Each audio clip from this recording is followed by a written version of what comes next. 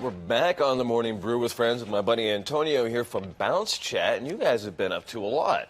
But first things first, I don't think, not everybody knows what BounceChat is. I've been using it, I've been having a blast with it.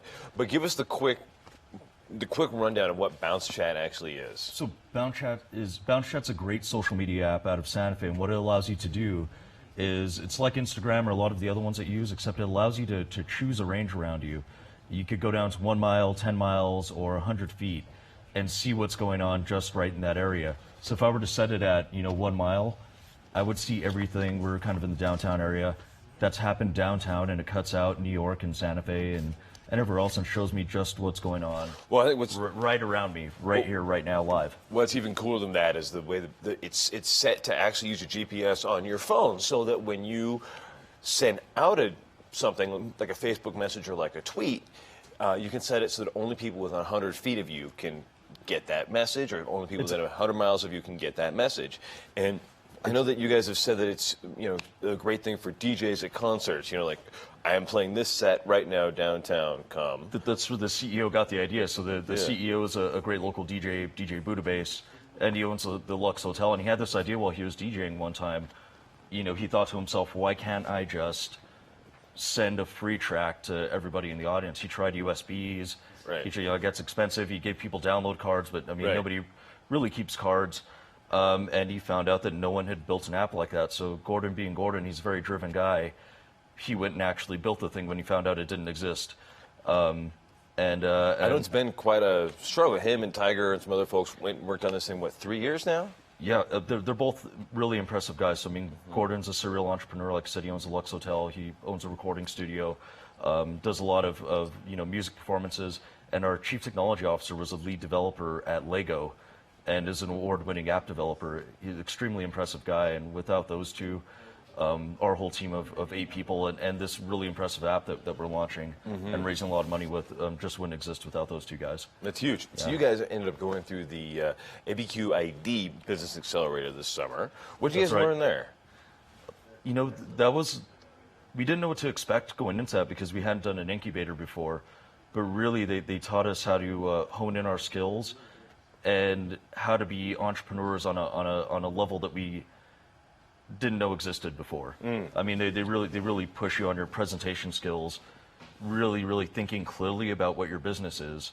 A lot of being in a startup is just insanity. It's outside the realm of anything you've done before. It's a lot of craziness.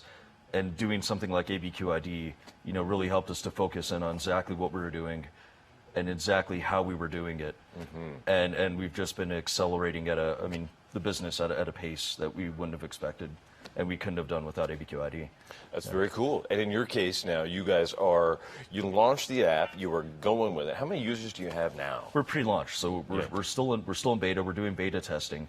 And anyone who wants to try it out, who's watching right now, could go to BounceChat.com/iTunes and do a quick download, and they could actually try it out in the next 5 minutes. Sorry, what was your question?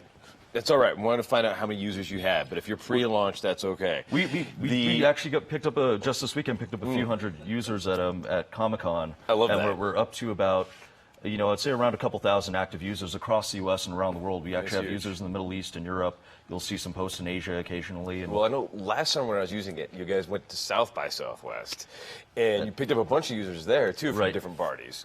And so how has this grown? I know that from the initial, it was originally kind of a small little group of folks who were using it. Right. And how has it evolved and grown into a thing? Because social media networks aren't great until you start getting users on them, right? Right. So we've been doing opening up beta testing at a lot of different events, and it's really been sticking from that. People see us at an event, they start sharing with other people at an event, and really they continue and start. A lot of social media is taking selfies and just posting whatever fun's going on. We found that it's really sticking with people, and now if you look at the map, there's posts all over the U.S., so it's gotten extremely interesting the past few months. I'm sure. As it's really starting to catch on. That's and we're getting a lot of valuable data from the beta, and it's going to change a lot between now and South by Southwest. It's already fun and free to use, but by Southwest in a couple of months, we're expecting a lot of really cool things to look out for, so I'd encourage everyone to download it and keep an eye on it. because it's going to be changing very rapidly. That sounds like a plan. Well, we got some more David Bowie. I'm sure there's going to be a bunch of David Bowie posts today. Oh, I hope there is. It was sad to hear, and he gave us a great gift in his last album that came out. I haven't heard it yet. I need to download it. Something very interesting. Yeah. He planned it to come out right before he knew he was going to pass away. Yeah. And it was themed with his struggle with cancer. I had no idea. I got to listen to it. I got to find out amazing more guy. about it. So, but we'll be back in a couple of seconds in the Morning Brew with the final cup. We're going to talk to everybody about everything going on. It should be fun. Back in a... Screw down hairdo, like some cat from Japan. He could lick 'em by smiling, he could leave 'em to hang.